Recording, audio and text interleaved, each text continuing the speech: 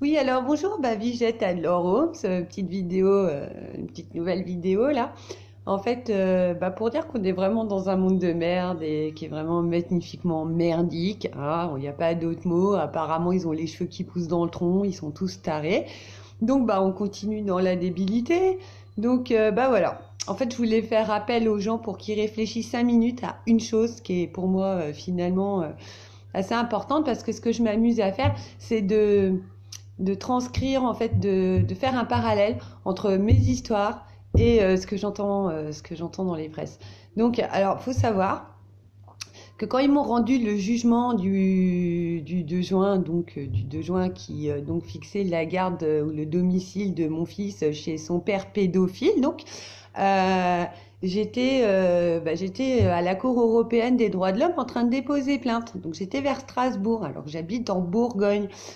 Donc j'étais partie avec mes enfants, hein, et forcément, vu que je suis seule et qu'il faut que je me débrouille avec eux, je pouvais pas les laisser livrer à eux-mêmes dans mon appartement.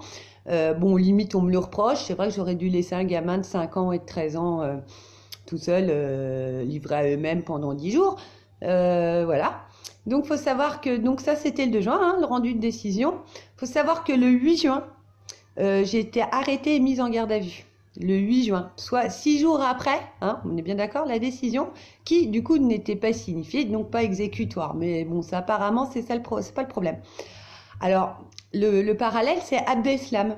Alors, Abdeslam, soi-disant terroriste, ayant tué, soi-disant, 100 et quelques personnes au Bataclan, et ben lui, sachez qu'il a passé 2 fois dans la même journée la frontière belge, hein, avec lequel il a donné ses papiers d'identité. Le mec, il était fiché S. On savait que c'était lui qui était responsable des attentats, mais il a passé la frontière 2 fois, et 2 fois un contrôle d'identité, et 2 fois le mec, il n'a pas été arrêté. Moi, je suis toujours en France, j'ai pas passé de frontière. Par contre, j'ai une amie qui 2 jours avant m'a dit qu'apparemment la police me cherchait. Donc, j'ai changé de puce téléphonique. Je n'ai pas, du moins, en un mot, voilà. Moi aussi, me retrouver à la rigueur, c'était pas si simple. Eh ben, je vous la donne en mille. Ça a pris 6 jours pour me retrouver. Abdeslam, ça a pris 6 mois. Il a tué 94 personnes. 100, 114, je me rappelle plus, voilà, des chiffres exacts. Mais par contre, moi, avec, je confonds, excusez-moi les chiffres exacts, mais entre le 14 juillet, le 14 novembre, 13 novembre, je sais plus là. Bon, ma foi.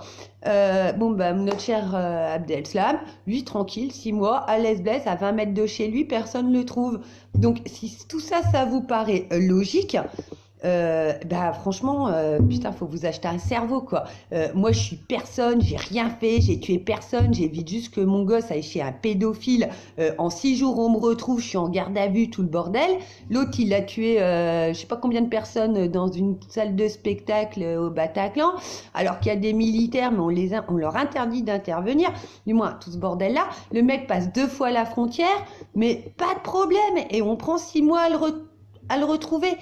Donc, si les gens, vous êtes encore assez cons pour pas comprendre que ces personnes-là, elles sont payées pour faire ce qu'elles font et qu'elles le font, hein, et qu'après, en plus, elles sont protégées, moi, j'aimerais que quelqu'un me dise qu'il a vu Abdeslam en prison.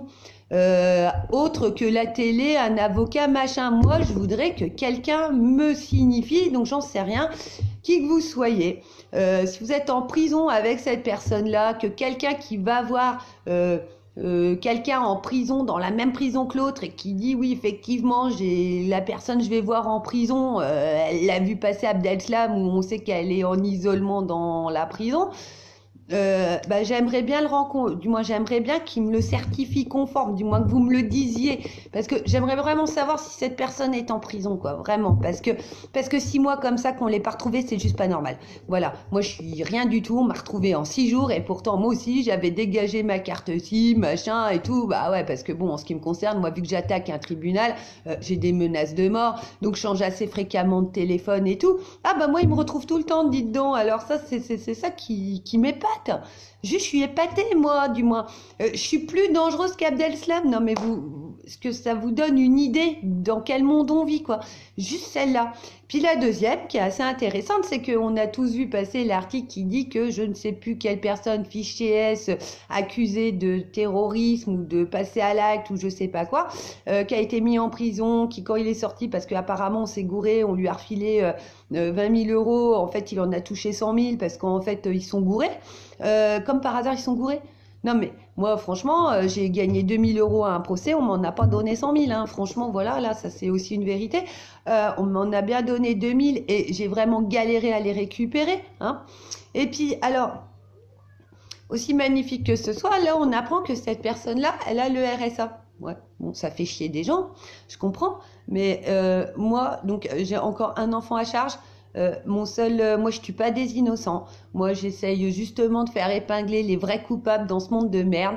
Et ben figurez-vous que moi on m'a interrompu tous mes droits. Donc maintenant j'ai le droit de crever de faim apparemment comme c'est écrit. Je suis allée à la CAF parce qu'il y a écrit vos droits ont été interrompus. On appuie sur le truc plus. Après ça normalement on doit savoir pourquoi on nous a coupé nos droits. Donc moi on me dit concrètement faut prendre contact avec nous. Donc j'y vais, je prends contact, j'y vais. On est incapable de m'expliquer pourquoi. Donc là, j'ai dit à la femme, est-ce que je peux vous filmer en train de me dire que je vais crever de faim en France en 2016 Est-ce que j'ai le droit de vous filmer? Est-ce que vous êtes en train de dire, ah ben elle n'a pas voulu, hein. Alors elle n'était pas d'accord. Hein. Donc voilà, donc je suis ravie parce que en fait les terroristes que nous avons donc sont donc bien payés par le gouvernement et je pense qu'en plus ils sont mandatés par le gouvernement. Du moins voilà. Après ils font style qu'ils font des erreurs pour le paiement des indemnités, je sais pas quoi. Mais bon, c'est des erreurs calculées en fait. C'est de manière à les rémunérer des horreurs et des atrocités qu'ils ont fait suite aux ordres qu'on leur a donnés. En France, par des Français, par notre gouvernement et par je sais pas qui. Donc voilà, en fait, voilà, je suis désolée pour les gens qui ont perdu des proches. Faut arrêter de penser que c'est les méchants terroristes qui ont fait ça. Hein. Les méchants terroristes, c'est des gens qui sont recrutés par notre gouvernement, qui sont payés par notre gouvernement et qui d'ailleurs ne vont pas en prison. Moi, voilà, je suis sûre qu'Abdeslam n'y est pas en tôle. Alors, moi, à moins que quelqu'un me prouve avec des preuves irréfutables que cette personne est en prison, je dis bien des preuves irréfutables, on est bien d'accord. Sinon, moi, j'y crois pas. Et Louis, on a tous cru qu'il était en prison pour les disparus de Lyon, et Louis, il n'a pas fait un jour de prison. Pas un. Bah oui, hein, parce qu'il allait recruter les gamines pour des juges de merde, hein, d'ailleurs, qui ont été certains. Donc, lui. Pas de prison. Bah non, parce que vous comprenez bien que s'il se met à parler, tout le monde est bien dans la merde. Donc soit on les abat, soit on leur rase un peu les cheveux, coupe un peu la barbe, et puis voilà, ils s'installent à 300 km, 400 km. Le grand machin. Moi, vous allez pas me dire, hein, Abdeslam, s'il est dans ma rue demain, je vais pas savoir que c'est lui, même si j'ai vu 18 000 fois sa photo, machin, je vais croiser un rebeu, je vais pas me dire, oh mon Dieu, c'est Abdeslam, quoi, du moins. La vérité est là, donc si ça se trouve, c'est lui, mais je vais pas m'en rendre compte, hein, comme beaucoup de Français d'ailleurs, et de Français d'origine maghrébine ou pas. Moi, je suis pas, quand je parle de Français, c'est habitant le territoire français, voilà, depuis plusieurs années, voilà, et qui, donc pour moi, c'est un Français. À partir du moment où il est sur notre terre et tout, on était une terre d'asile, voilà. Donc là, bon, après, bien que j'ai beaucoup d'amis maghrébins et que je les adore, les migrants. Le problème, c'est qu'effectivement, ils font exprès pour qu'on s'engueule tous là, nous coller des migrants. Voilà, sauf que bon, concrètement, on peut pas les accueillir. On n'a déjà plus rien parce qu'ils ont tout bouffé, ces putains de politicards de merde à nous gratter tout notre pognon. Donc effectivement, déjà, on peut pas nourrir le pauvre Français qui trouve pas de boulot. Donc je vois pas. Donc à part que les migrants vont arriver là, vont être une main d'œuvre pas chère, hein, pour les entreprises, et ce qui fait que ça va vous niveler, vous baisser vos salaires encore plus, ça c'est une réalité, mais on peut pas en vouloir à eux. Ils se font bombarder en ce moment par notre gouvernement pour qu'ils déboulent ici de manière à nous baiser. Mais c'est le gouvernement encore qui choisit de faire ça, c'est pas le migrant à la rigueur la France il s'en fout quoi, tu sais, il avait sa vie de merde, il savait même pas. Bon alors il y en a deux trois qui rêvaient peut-être de l'Eldorado français, Mais bon, là, c'est pareil, il faut arrêter de délirer, hein. L'Eldorado, c'est plus en France, quoi. Du moins, c'est juste la merde ici. Je vois pas qui on peut récupérer. Il va crever. Il y a écrit en gros quand t'arrives, oui, pays des droits de l'homme, pays des lumières. Non, mais c'est le pays le plus obscur de la terre où les droits de l'homme, on peut tous se les coller bien profond dans le cul. C'est la vérité. Donc, je trouve que c'est quand même assez hypocrite d'aller faire des guerres dans des pays qui n'ont rien demandé au nom des droits de l'homme, au nom des droits de l'homme, hein, parce que c'est quand même pour ça, soi-disant, qu'ils y vont, alors qu'on n'est pas foutu de respecter la base du truc, quoi. Mais même la base, la liberté d'expression, ça c'est pareil, tu t'assois dessus, tu fais l'avion avec, il y en a plus. La preuve en est, bon, alors on aime ou on n'aime pas, mais que ce soit Dieudonné, machin et tout, bon, c'est des gens qu'on a fait taire, mais pourquoi on les ferait taire? De toute façon, c'est simple, pour savoir ce qui ne va pas dans un endroit, il faut savoir de qui on n'a pas le droit de parler. Bon, bah d'accord, on est con, d'accord, on sait de qui ces gens-là parlent, et ben ils ont pas le droit. Pourquoi on n'a pas le droit? Alors que par contre de faire une bonne vieille blague de merde sur un arabe, c'est pas grave, c'est pas grave. Ah mais il y en a, faut pas faire la bonne vieille de merde. La sale blague de merde. Donc là c'est pareil. Il y a une chose qui est certaine, c'est que du coup on l'attaque pour ses discours soi-disant antisémites alors que c'est des discours antisionistes. Bon bah moi j'ai quelque chose de très simple pour régler le problème. Faut savoir que tous les sionistes sont francs-maçons, l'inverse n'est pas vrai. C'est-à-dire que tous les sionistes, de toute façon, font partie de la franc-maçonnerie. Après, il y a des francs-maçons qui ne sont pas sionistes. Mais par contre, tous les sionistes sont francs-maçons.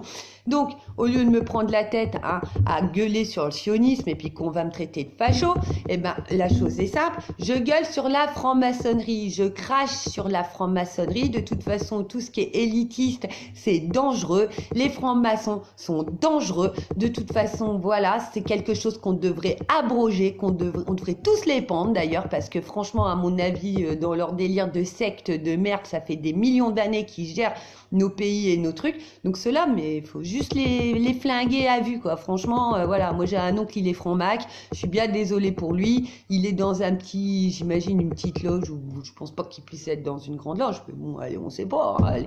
Et ben voilà, bah, même si j'en ai un de ma famille là-dedans, faut les plomber. C'est voilà, ces gens-là ne méritent pas d'exister parce que en fait, c'est des sales merdes, de la sale race à chien. Voilà, ça me fait du bien de le dire. Donc la franc-maçonnerie, c'est l'horreur de France aujourd'hui, c'est ça qui gouverne la France aujourd'hui. Donc en fait, comme ils sont tous francs-maçons, hein, ceux qui nous cassent les couilles, bon bah on va dire franc-maçon, on va arrêter de dire sioniste, c'est tellement mieux comme ça. Bah comme ça, on comprend tous de qui on parle, hein. Et puis on se fait pas attaquer sur le fait qu'on serait des pseudo-fachos ou des pseudo-antisémites ou des pseudo-Hitler, hein. Les francs-macs, voilà. Donc on est contre les sectes, voilà, c'est tout. Alors le temple du soleil est interdit, du moins il y en a plein qui sont interdits, des sectes. Eh ben moi je dis la franc-maçonnerie c'est une secte, faut la dégager, c'est pareil, c'est dangereux. C'est quand même en plus la secte la plus dégueulasse qui viole des gosses, hein, pédocriminels à mort, qui dirige le monde. Du moins celle-là, elle est coton quand même, hein, franchement. Donc voilà, toutes les sectes de merde là, faudrait quand même faire quelque chose, particulièrement pour celle-là, quoi. Donc voilà, franc-maçon, c'est à cause d'eux qu'on en est là. Donc que les choses soient claires, hein. Les Abdeslam, c'est les francs-maçons qui nous les créent, les je sais pas qui d'ailleurs, parce que bon là c'est pareil, pour le 14 juillet, prenez-moi pas pour une conne, ils sont au centre de tir toute la journée, putain ils ont tiré partout sur le camion, sauf là où il y avait le chauffeur. Non mais même moi, mon grand-père, il est chasseur, il était chasseur. J'ai appris à tirer à la carabine, je tire à l'arc et tout, et faire un truc aussi merdique, j'aurais pas pu. J'aurais pas pu. Moi, franchement, je pense que je l'aurais eu en pleine tête. Voilà. Ou peut-être j'aurais eu 2, 3 tentatives. La quatrième, elle était placée quand même. Bon, bah là, ils ont tiré de tous les côtés, sauf là où il y avait le chauffeur. Oh, franchement, alors soit c'était le mec, c'est le mec de Pulp Fiction, quoi. Toutes les balles, elles sont passées autour de lui, comme ça. Trop de chance parce que envoyé par Dieu. Ça, j'ai un peu de mal à le croire. Non, non, à part que c'était un agent du gouvernement, qu'il fallait pas le tuer, qu'après ils nous ont fait croire qu'il était mort. Bon, bah là, c'est pareil, j'aimerais bien voir le cadavre. Hein. Je fais chier, mais c'est vrai. J'aimerais bien voir Abdel Samantoul et j'aimerais bien voir le cadavre de la personne qui a perpétré les attentats du 14 juillet. Ce serait sympa de me les faire passer. Merci beaucoup. Voilà, je vais m'arrêter là. Je vous souhaite une bonne journée.